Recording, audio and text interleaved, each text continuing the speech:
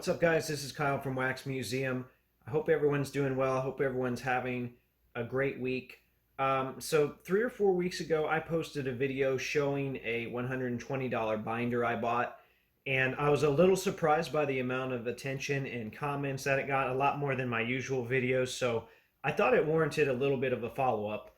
Um, and additionally, I have a card show I'm setting up at this weekend, so that's motivating me to finally work through some of this stuff that I set aside.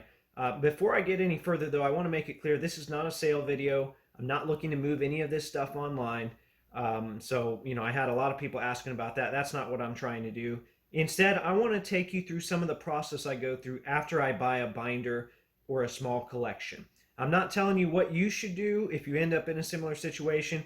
I'm not trying to give you advice. I'm just showing some of what I do. And it's really just an overview. Okay, and it's also not something that, it's not like every lot is going to have this same pattern, but there are some general patterns that you can pick up on. There are a few viewer questions I'm going to address today, and then I also want to clear up some misconceptions. So let me start off with the purchase itself. I had some people asking me where I got it. I thought I mentioned it in the video itself, but if I didn't, it was an eBay auction. That means anyone else could have bid on it. I didn't try to lowball a seller or anything like that. And whenever I see a lot that I like on eBay, I put in a bid that I'm comfortable with. And if I win it, great.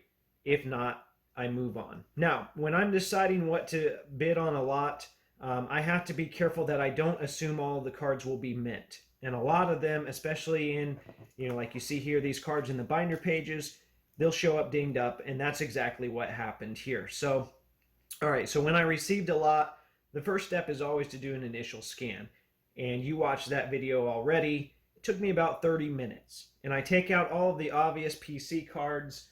I'm looking over here on my desk. I think I have one of them set aside. I'm pretty sure this Reggie Miller came from that lot. So that was definitely a PC card that I wanted to set aside. There weren't a lot of PC cards in there, but that was one that I really liked. And then I take out all of the cards that I think will sell for $10 or more raw. And sometimes I pick out some of the cheaper stuff too, depending on what's around it. If there's a whole page of 1990 hoops and there's a random $5 card on it, I'll grab that card to sort of, for lack of a better term, rescue it from that page of junk. And I won't pay much attention to that page from there on out. I don't want to devote too much time to it once I've determined that it's, not going to do me much good or anyone else much good. So there were a lot of fun or nostalgic cards in this lot, but only a couple that would sell for a decent amount raw. And you can see those right here. That was the Kobe Metal Rookie and then the Iverson New Edition. So, I had some people telling me that I could grade stuff and it would sell for a couple $100. That's not going to work particularly well in this case. I'm going to be conservative here, but I don't think the Kobe Metal Rookie would grade higher than an 8. And you can go on eBay and you can buy a raw copy for $50 right now. So that's kind of the price range, when I eventually do have this at a show, that I'll probably be looking at.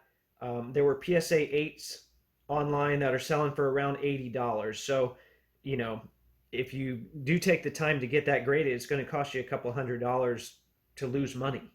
When I could just sell it for 50 potentially right now. I'm not going to consider that it's sold, but I could potentially sell it for 50. So even if I elected to go with someone cheaper like SGC or CSG, I'd break even, not counting the time and the shipping cost to send in. And I won't go into the numbers on the Iverson right now here, but it would be a similar story. So we had those two cards. So after I pulled out the nice ones, I go through and I do scan number 2. This is anything that I think would sell for $2 and up in its current condition. And after you go through a number of binders, you get a pretty good feel for this. I take all of those cards out, I top load them, I put stickers on them, and I price them. So, that takes resources. Remember, top loaders got hard to find for a while.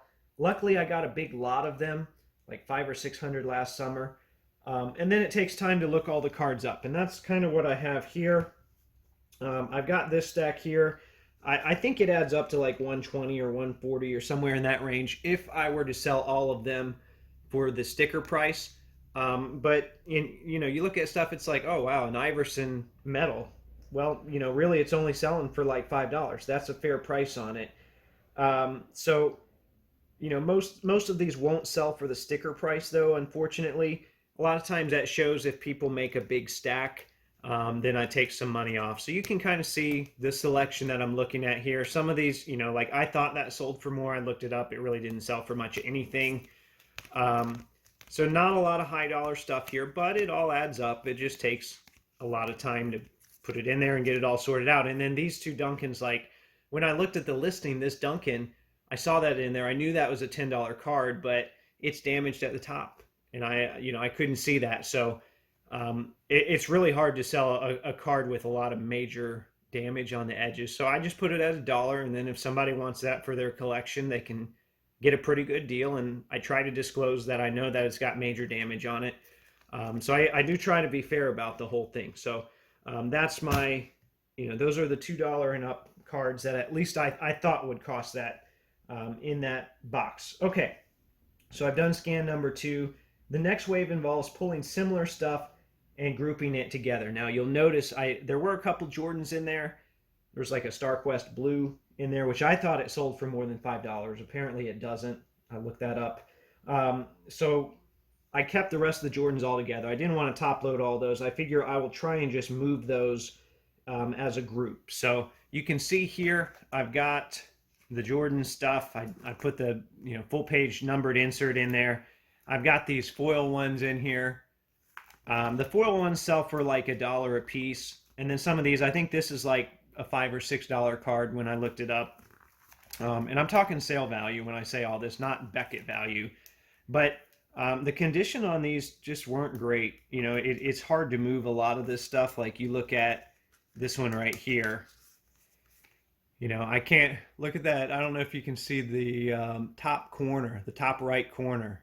It's dinged up pretty bad, and then the bottom left. Sorry, trying to get into focus here. The bottom left corner, it's pretty messed up, and there were a lot of them that were similar to that. So people are saying, oh, you can piece the Jordans out for X amount, and you can get them graded and all that.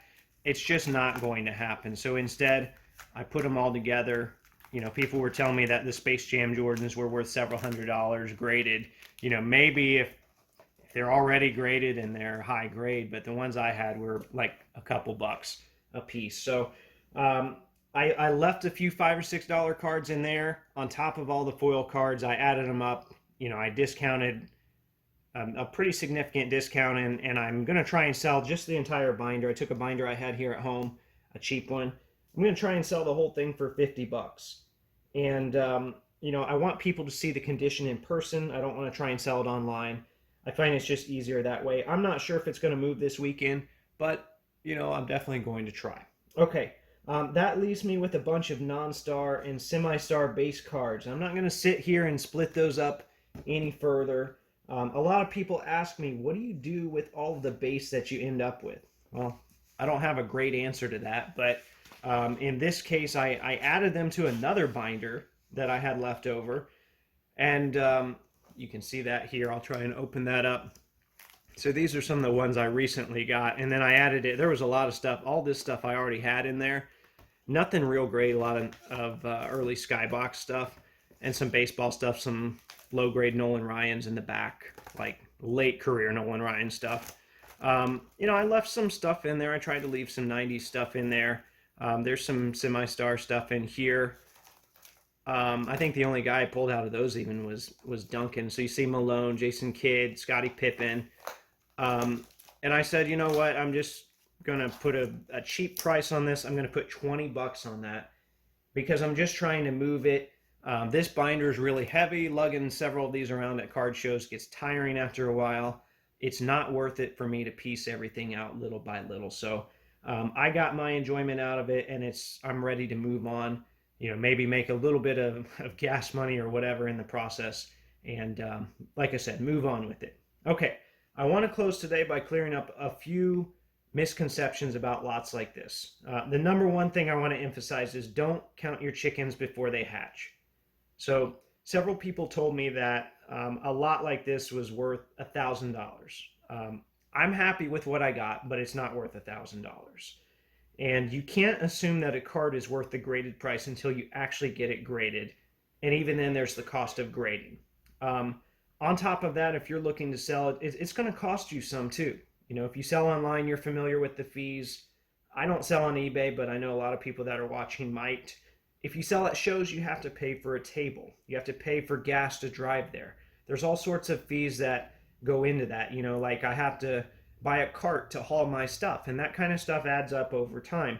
I'm not complaining. I'm just explaining to you, some of the logistics that go into it. So, if I'm not getting rich off of all this, why am I doing it? And there are really a couple main reasons. Number one, I like the hunt. And I've unearthed some rare cards over the years, and it's a good feeling to find something like that. There wasn't anything really rare in the lot I discussed today, but you might have seen a few things in my videos over time, or maybe my Instagram post. So I've been buying lots for a few years now. Number two, there's an educational component to it. I've learned a lot about all types of cards, especially other sports, and a lot of times I'll buy stuff for the basketball, but I end up learning more about baseball or football cards in the process. And then number three, at times I do make some money off of this, and I'll make some money off this lot. Now, granted, it was a lot of work, probably not enough money to account for the amount of time that I put into it, but there's a hobby side to this. I enjoy it. I like sorting through stuff. Some of it doesn't always feel like work. Sometimes it does. Pricing cards can feel like work, but at the end of the day, I can use whatever money I end up. Sometimes I'll buy more lots if I can find them, which is getting tough right now, or I'll buy stuff for my PC. So there you have it. I hope that answers some questions. I hope that was interesting. I hope that was a good follow-up for the people that watched the other video. Thank you for those of you that did. And as always, new episodes of the podcast every Thursday. And thanks for watching this video.